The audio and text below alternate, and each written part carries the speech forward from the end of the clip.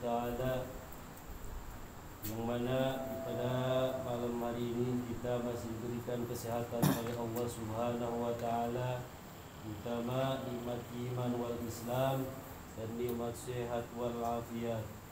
Rahmat dan salam semoga dilimpah curahkan kepada junjungan kita Nabi besar Muhammad sallallahu alaihi wasallam, kepada keluarganya dan para sahabatnya dan para pengikutnya hingga yaumil qiyamah.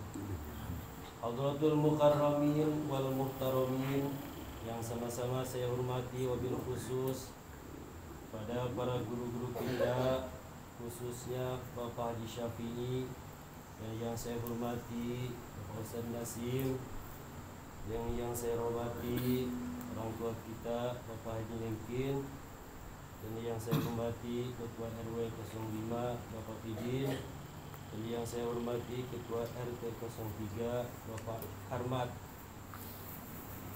Hanya ke semua hadirin yang tidak saya sebutkan satu persatu, namun insyaallah tidak mengurangi rasa hormat dan ta'zim saya. Alhamdulillah wa syukru ala ni'amillah, kita masih diberikan umur yang panjang oleh Allah Subhanahu wa Ta'ala, sehingga kita sampai lagi di pengajian malam Senin yang insyaallah pengajian kita atau langkah-langkah kita dari rumah menuju ke tempat pengajian ini mudah-mudahan jadi kifarat pada dosa kita. Sebab kata hadis, maning taqola liyata'allama ilman ghufira lahu qabla ayyahwa. Maning taqola, barang siapa yang pergi berangkat dari satu tempat ke satu tempat, ya ke rumah ke sini, tujuannya teh mau tolak ilmu, yakni mencari ilmunya Allah Subhanahu wa Ta'ala, ghufira lahu qabla ayyahwa. Jadi sebelum kita melangkahkan dua dampak lagi, dosa-dosa kita sudah diampuni oleh Allah Subhanahu wa Ta'ala. Makanya keuntungan pengajian, walaupun nggak ngerti, nggak paham, tetap misal orang ngaji nggak mengerti atau nggak paham, tetap diberi karomat oleh Allah Subhanahu wa Ta'ala, 6 karomat. Apalagi orang yang ngerti atau yang paham. Makanya mudah-mudahan, sebab kata-kata saya atau bahasanya mah campur, jadi raga kagok bahasa Sunda. Jadi mungkin bapak-bapak ngerti ya. Insyaallah ya. Nah langsung saja, jadi langsung ke inti. Tujuannya di sini kan mau nerangkan masalah ilmu fikih, yaitu dari sebagian ilmu fardu ain. Arkanul Islami khamsatun. Arkanul Islami, jadi semua rukun Islam, pondasina Islam teh 5. 1, al-islamu, megang agama Islam. Itu yang jadi modal pertama seluruh perkara adalah megang agama Islam. Ini kata Nabi, Rasul amri al-islamu. Rasul amri, jadi modal pertama seluruh perkara itu al-islamu, megang agama Islam. Perkaranya mah perkara dunia biar jadi akhirat maupun perkara akhirat. Al-islamu yaitu megang agama Islam. Makanya wajib bagi orang yang belum agama Islam masuk agama Islam. Terus bagi orang yang sudah Islam wajib ngaraksa ngajaga Islamnya. Jadi jangan sampai agama kita itu nyeleweng keluar dari agama Islam, naudzubillah. Wajib kita ngajaga agama. Sebab kewajiban perkara yang wajib dijaga, wajib diraksa itu sebagian kan 5. 1 adalah agama, itu wajib dijaga. Jangan sampai agama kita keluar dari agama Islam. Sebab yang jadi modal pertama seluruh perkara yaitu adalah megang Islam. Sebab orang Islam ibadah, orang kafir kan muasa ibadah. Sahnya ibadah itu kan syaratnya harus Islam. Sholat harus Islam, puasa harus Islam. Makanya itu modal pertama adalah megang agama Islam. Nah terus yang kedua, rukun Islam itu adalah sholat 5 waktu. Makanya kata Nabi, wa amuduhu as-sholatu. Yang jadi tiangnya agama itu as-sholatu adalah sholat 5 waktu. Nah, makanya langsung saja di sini mau nerangkeun masalah bab sholat. Ini yang pertama, yang menjadi tiang agama Islam itu adalah sholat. Makanya langsung babus sholati. Babus sholati ini bab halnya menerangkan tentang masalah bab sholat.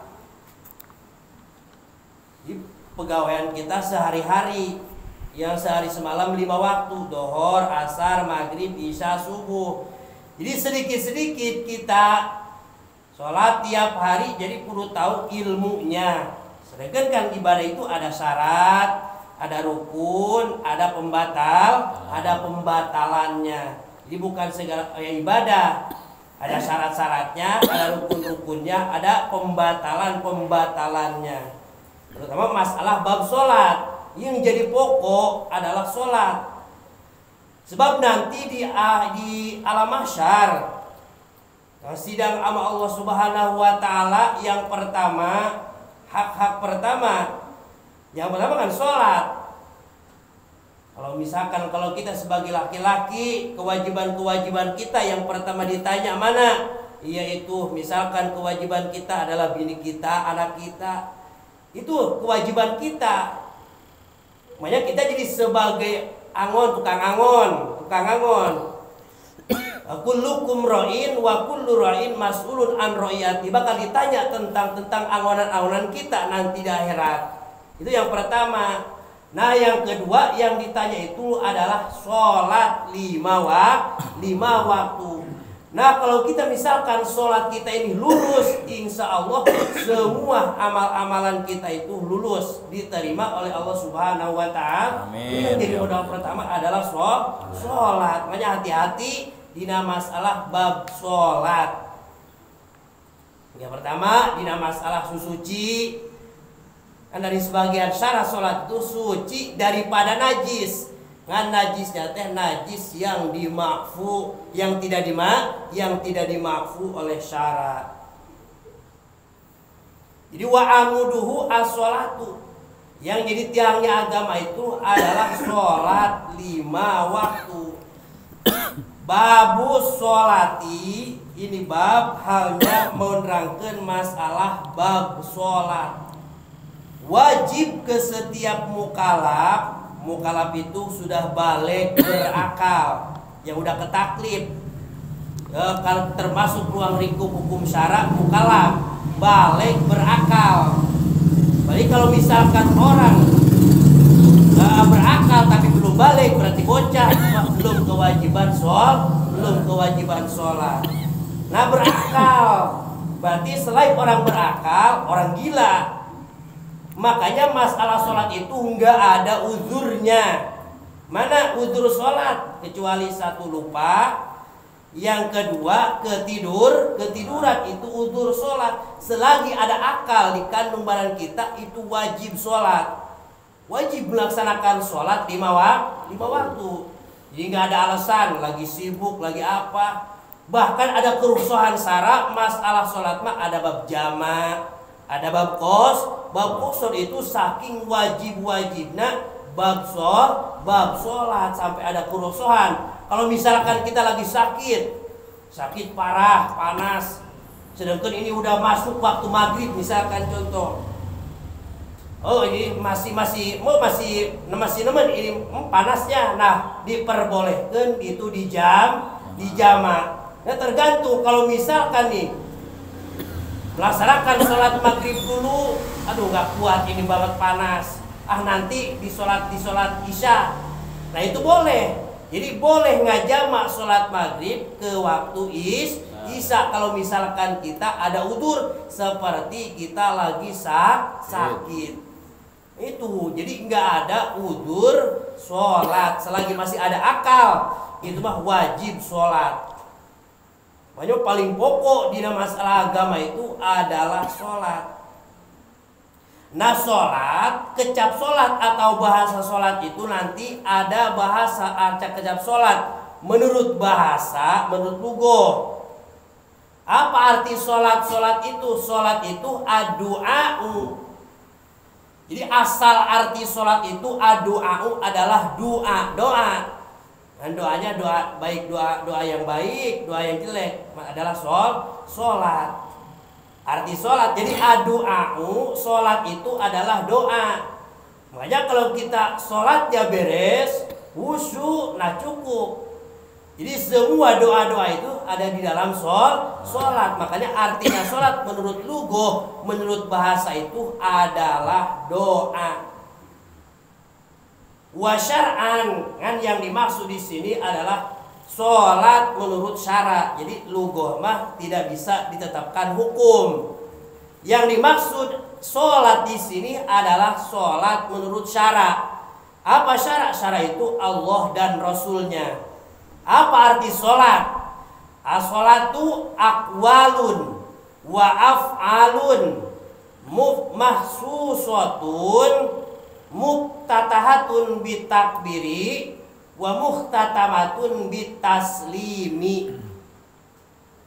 Ini arti sholat atau nama sholat menurut syarat yang suka dilaksanakan oleh kita. Apa sholat ini? Aqwalun, tiap-tiap omongan. Mana omongan di dalam sholat?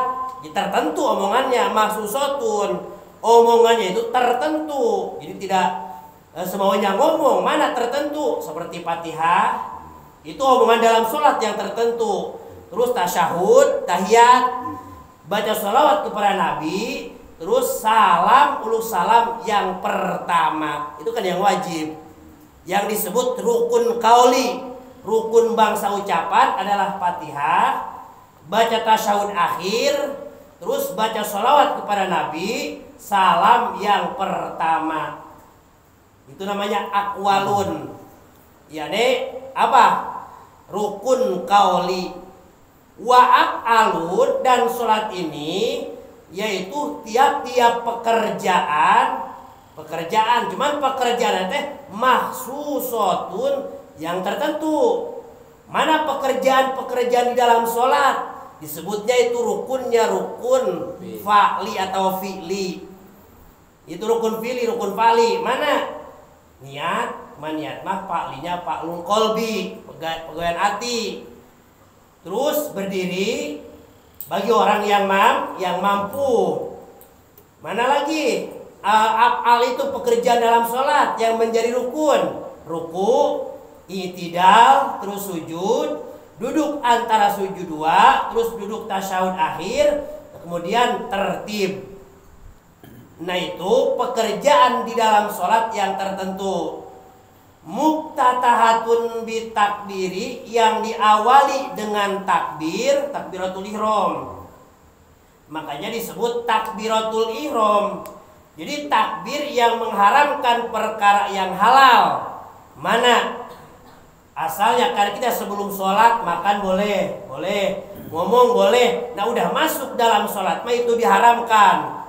Haramkan ngomong kecuali yang diwajibkan. Mana? Baca tahiyat, baca Fatihah. Nah selain dari itu mah diharamkan ngomong. Makanya disebut takbiratul ihram. Jadi takbir yang mengharamkan perkara yang halal di luar sholat. Jadi kalau misalkan diomongin di dalam sholat itu bisa jadi batal. Ngomong lebih dari 2 kalimat atau ngomong 1 kalimat cuman ada artinya, itu ngebatalkan karena sholat. Wa muhtatamatun bitaslimi, dan sholat ini yang diakhiri dengan taslim, yakni dengan uluk salam. Nah itu namanya sholat. Jadi sholat aqwalun wa af'alun, tiap-tiap omongan atau pekerjaan pegawaian. Cuman omongan dan pekerjaan nanti mahsusatun, yang ditentukan, yang tertentu. Mana tadi kalau omongan Fatihah itu kan wajib, tasyahud, terus baca sholawat kepada Nabi, salam yang pertama. Nah terus aqwal wa af'al makhsusah teh muftatahatun bitakbiri wa muhtatamatun bitaslimi, yang diawali dengan takbiratul ihram, diakhiri dengan salam, itu namanya sholat. Itu sholat. Nah nanti wal mafrudatul ainiyatu khamsun fi kulli yaumin wa lailatin. Wal mafrudatu, semua sholat yang dipardukan, yang diwajibkan, al ainiyati, al ainiyatu, tur pardunya teh pardu ain, kan pardu ada pardu ain, pardu kifayah. Jadi kalau pardu ain mah pardunya itu ke saban-saban kepala, ke saban-saban hulu, ke seluruh manusia. Mau orang kaya, orang miskin, mau laki-laki, perempuan, mau pejabat, mau rakyat, itu wajib melaksanakan sholat. Itu namanya pardu ain. Khamsun, yaitu ada 5. Asalnya mah waktu Rasulullah Isra Mi'raj sholat itu 50 waktu. Nah, untung di anunya, kalau misalkan nggak dikorteng ini sholat nggak nyampe 5 waktu, cacak-cacak sholat 5 waktu aja udah males, apalagi kalau misalkan sholat 50 waktu. Itu udah boleh kurangin. Makanya ini sholat teh oleh-oleh dari apa? Oleh-oleh yaitu Isra Mi'raj Rasulullah Sallallahu Alaihi Wasallam. Ini adalah sholat 5 waktu. Nah dipardukannya ini 5 waktu teh fi kulli yaumin wa lailatin, di setiap hari dan malam. Maklumatin minad dini biddarurati. Sabari pardunya sholat ini sudah dimaklumkan oleh agama dengan darurat. Jadi wajibnya sholat ini sudah makluman minad dini biddarurat, sudah dimaklumkan oleh agama dengan darurat. Apa dengan darurat teh?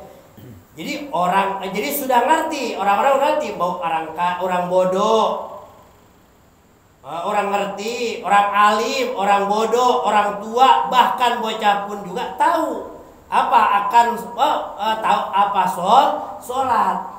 Jadi kalau masalah kewajiban yang sudah dimaklumkan dengan agama, maklumnya teh bidarurat, payak kuru jahiduha, kufur jahiduha, orang yang ingkar akan wajibnya sholat yang 5 waktu. Jangankan kita orang yang tua, bocah aja udah tahu sholat. Apa kata bocah? Mau awoh, berarti udah tahu dia sholat itu wajib. Makanya sudah maklum. Jadi orang alim, orang bodoh, orang tua, bahkan bocah pun tahu apa akan sholat. Makanya wajibnya sholat ini sudah makluman minad dini biddarurati. Makanya kalau orang ingkar akan wajibnya sholat, disuruh sholat, ayo sholat, nggak mau, gua mah nggak wajib sholat. Nah itu payak kufur, naudzubillah. Makanya kalau misalkan malas ya malas. Ini jangan sampai ingkar karena wajibnya sholat. Kalau misal ingkar karena wajibnya sholat, nah itu jadi kufur. Sebab wajibnya sholat ini sudah maklum dalam agama dengan darurat. Walam tajtami hadhil khamsu li ghairi nabiyina sallallahu alaihi wasallam. Nah sholat yang 5 waktu ini tidak kumpul kecuali di Nabi kita, Nabi Muhammad sallallahu alaihi wasallam. Jadi sholat yang 5 waktu ini sholat khususiat bagi Nabi kita dan umat-umatnya. Khususiat. Jadi umat-umat para Nabi yang dahulu mah tidak ada namanya sholat yang 5 waktu. Atau ada sholat, cuman dibagi-bagi. Jadi cuman sewaktu-waktu. Nah di para Nabi kita mah sholat yang 5 waktu ini dikumpulkan jadi 5 waktu. Mana?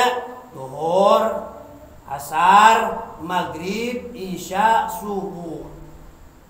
Nah itu jadi walam tajtami hadhil khamsu li ghairi nabiyina Muhammadin sallallahu alaihi wasallam. Salat yang 5 waktu ini Itu tidak kumpul kecuali di nabi kita. Nabi-nabi yang dahulu mah nggak ada. Jadi dipecah-pecah, ada yang dohor doang, ada yang asar doang, ada yang maghrib doang. Nah nabi kita mah dikumpulin, makanya khususiat ketentuan umat nabi yaitu adalah sholat 5 waktu. Nah mudah-mudahan kalau misalkan kita belum ngerti karena masalah bab sholat seperti syarat-syaratnya, rukun-rukunnya, terus ngaji terus, sholat terus, jadi jangan gini doang, ibadah getol tapi nggak mau ngaji. Sebab apa? Itu mau nempel kemana ibadah kita? Kalau misalkan ibadah nggak ada ilmunya. Nah kalau misalkan kita nih, wah ini udah ngaji, itu sholat kalau misalkan dulu kan nggak tahu syarat, nggak tahu rukun, itu bagaimana sholat kita yang dahulu nggak samaran, lah itu mah sah-sah aja.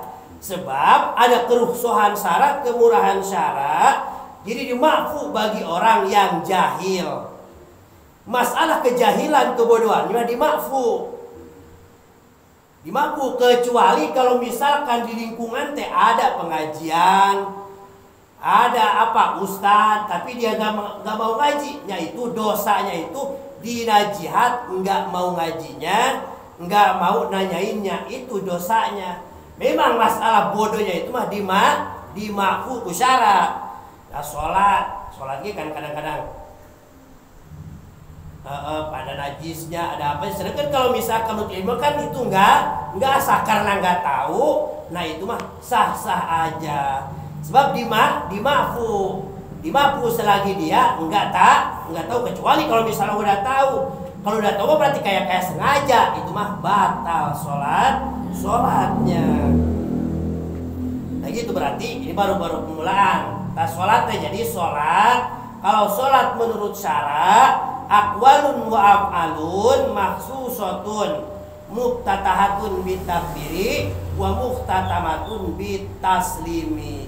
Nah ini pardunya sholat, kewajiban sholat ini sudah maklum minad dini biddarurah.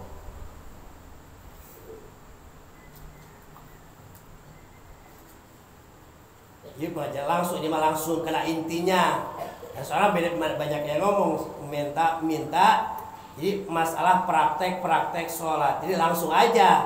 Jadi makanya saya kalau ngaji nggak banyak ngomong ke sana kemari, enggak. Jadi langsung kena inti, langsung. Sebab apa? Kan waktu sedikit. Jadi kalau misalkan waktu sedikit, kalau ngomong kemana baik kehabisan waktu. Makanya kalau saya mah ngaji nggak banyak omongnya, jadi langsung kena inti. Tapi mudah-mudahan walaupun misalkan sedikit ada manfaatnya, khusus buat diri saya, punya buat hadirin sekalian. Apabila ada salahnya, ini mah dari kebodohan saya, benarnya dari Allah Subhanahu wa taala. Billahi taufiq wal hidayah. Assalamualaikum warahmatullahi wabarakatuh. Waalaikumsalam warahmatullahi wabarakatuh. Alhamdulillah para jamaah semua, baru saja kita mendengarkan pelajaran yang diberikan oleh guru kita. Mudah-mudahan biar sedikit, tapi mudah kita bisa mengerti apa yang disampaikan oleh guru kita. Mudah-mudahan kita bisa mengamalkannya sehari-hari. Baik para jamaah sekalian, karena mungkin ya sudah faktor waktu ya berlelah, kita langsung saja ya dengan bacaan penutup doa yang disampaikan oleh guru kita Akhil Kiram Ustaz Wajib Syafi'i. Dan dari saya kurang lebihnya mohon maaf yang sebesar-besarnya. Bila taufiq wal hidayah. Wassalamualaikum warahmatullahi wabarakatuh. Waalaikumsalam warahmatullahi wabarakatuh. Astaghfirullahaladzim, astaghfirullahaladzim, astaghfirullahaladzim. Ya Allah, ya Allah, billahi minasyaitonir rajim. Bismillahirrahmanirrahim. Alhamdulillah rabbil alamin. Wasyakirin kullu ni'matin ayatina wa kafi mizan. Ya Rabbana lakal hamdu kama yanbaghi li jalali wajhika wa li sultanika. صل وسلم على سيدنا محمد وعلى آله وأصحابه أجمعين. اللهم صل وسلم على محمد طب القلوب ودوائها وعافية الأبدان وصفائها ونور الأبصار وضيائها وعلى آله وصحبه وسلم. ربنا آتنا من لدنك رحمة وهيئ لنا من أمرنا رشدا. ربنا اغفر لنا ذنوبنا ولوالدينا وارحمهما كما ربنا صغارا. اللهم اغفر لجميع المسلمين والمسلمات والمؤمنين والمؤمنات الأحياء منهم والأموات. اللهم بارك لنا في حياتنا وبارك لنا في عمرنا وبارك لنا في علمنا وبارك لنا في أعمالنا وبارك لنا في رزقنا وبارك لنا في معيشتنا. ربنا آتنا في الدنيا حسنة وفي الآخرة حسنة وقنا عذاب النار. صلى الله على سيدنا محمد وعلى آله وصحبه وسلم. سبحانك ربك رب العزة عما يصفون والسلام على المرسلين والحمد لله رب العالمين.